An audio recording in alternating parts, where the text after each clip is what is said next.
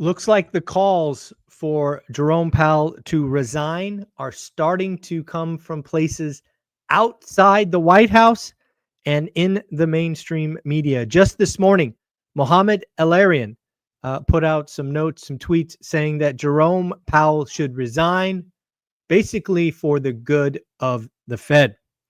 This is a very interesting move, and I think would spark a instant reaction in the bond market as we move forward with this idea of Powell resigning. Who steps in? Somebody on the board, someone from outside. It would get very, very interesting. We also had some earnings this morning that are interesting in the housing market. We had reports from both D.R. Horton and Pulte. Both companies beat top line, beat bottom line. D.R. Horton actually raised guidance. The CEO at D.R. Horton said, "We closed more homes than the high end of our guidance." And they also expect sales incentives to remain high. Over at Pulte, again, who beat top line and bottom line, sales remain steady with aggressive buyer incentives.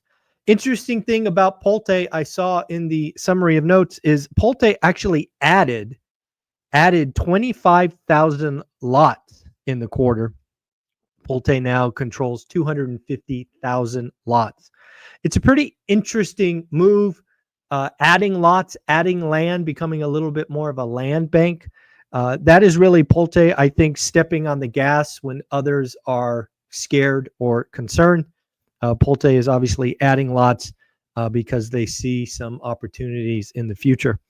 Also interesting over at Pulte that they saw solid business growth in 55 plus communities. That frankly makes a lot of sense to me. Again, if you are thinking about Gen X and baby boomers who could maybe sell a house in California and buy in a 55 and older community, it makes total sense to me. Shout out Mike Simonson. Mike Simonson has taken on a new role at Compass Intelligence. He is now the chief economist, which means, thankfully, we will get weekly reports on the housing market that are very succinct and accurate. This week, we heard that inventory is up 28% year on year, with single-family homes now totaling 857,000. The week saw active listings grow 1.2%. Prices are up 1% year on year. The median price is now $395. And Mike is saying we could see negative home prices in 2025. Last thing to note, it appears that 41% of listings have now taken a price cut. Very, very interesting. Don't know if you guys saw these crazy reactions in a couple of stocks, Opendoor and Kohl's, but it feels like the Reddit warriors are back at it. Meme stocks going higher and higher. Very interesting reaction. Not sure if there's anything there, but hey, there you go. Let's congratulate somebody for joining school. We got a new member named Frankie. Frankie, thank you for joining. Folks, as you remember, Friday, Saturday, Sunday, you had the chance to meet with Coach Carson on Friday. That video is inside school. On Saturday, you had the first Gen Z Plus accountability group with Cody Davis. And then on Sunday, you had a conversation with the accountant to the stars, Bob Langworthy. This coming weekend, you've got Casey from Brick by Brick Wealth. Folks, her story is amazing. If you don't know Casey, she was a stay-at-home mom who turned to Etsy to create some capital and ultimately a $20,000 down payment on their first rental. Their portfolio now is 9 deep. Yep, only 9 houses. Now financially free with 9 houses. She is our Monday guest, but she will be coming live Sunday in school. So if you're looking to understand maybe where you could turn to a side hustle or how you could invest, maybe in Memphis, there's just so many things that Casey brings to the table. And I look forward to that conversation. So join school, work with Mark, the financial firefighter, get your first month reimbursed, and let's have some fun. Looks like California's unsold inventory is back to 2018 levels. Inventory in California is up 37%. Again, folks, remember what I've always said. These are the last couple of months of a buyer's market. Get aggressive. I am working with an agent in Vegas, Joe D., and we will likely be writing that offer of $300K on that house that's listed at $399. Again, doing what I say.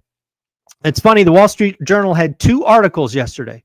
2 articles, and it's very interesting to see what they're doing. The first article said, U.S. leading indicators show economic clouds are gathering.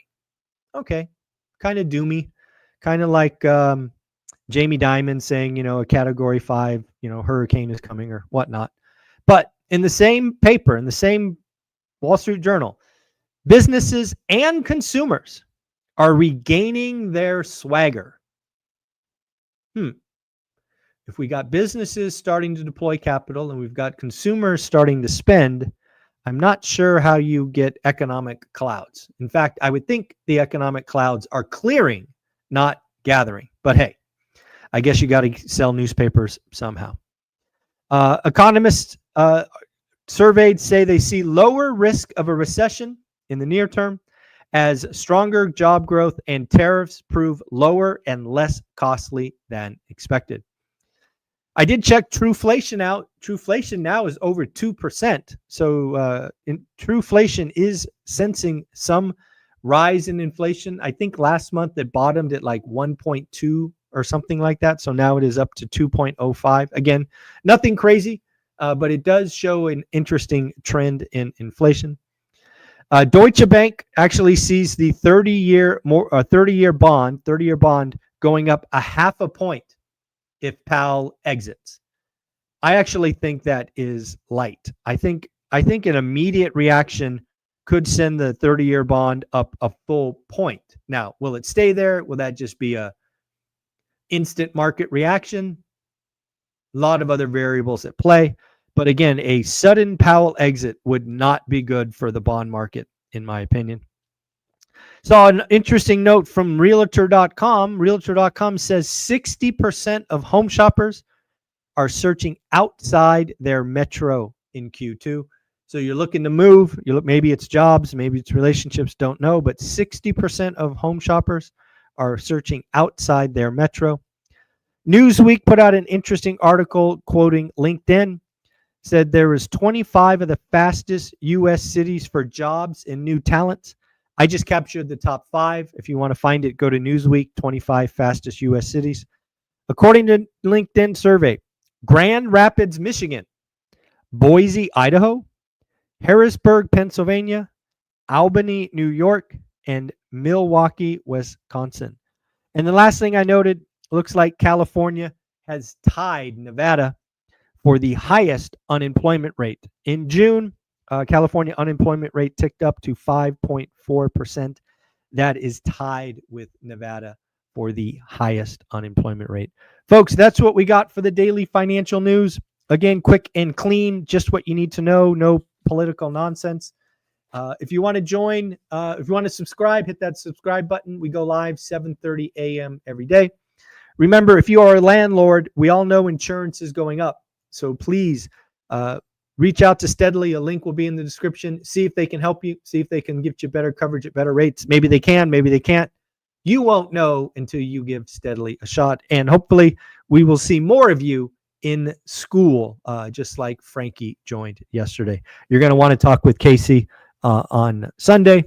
And then we've got some other stuff. We got, what do we got? Christian next. And then we got 2 surprise speakers that are coming to Vegas for our event. We'll start doing some speaker announcements. So lots of fun going on with the Sunday conversations. Join, become part of it. And of course, you got an accountability group 7 days a week. Join the one that you want and get involved in school. Take care. Later. Bye.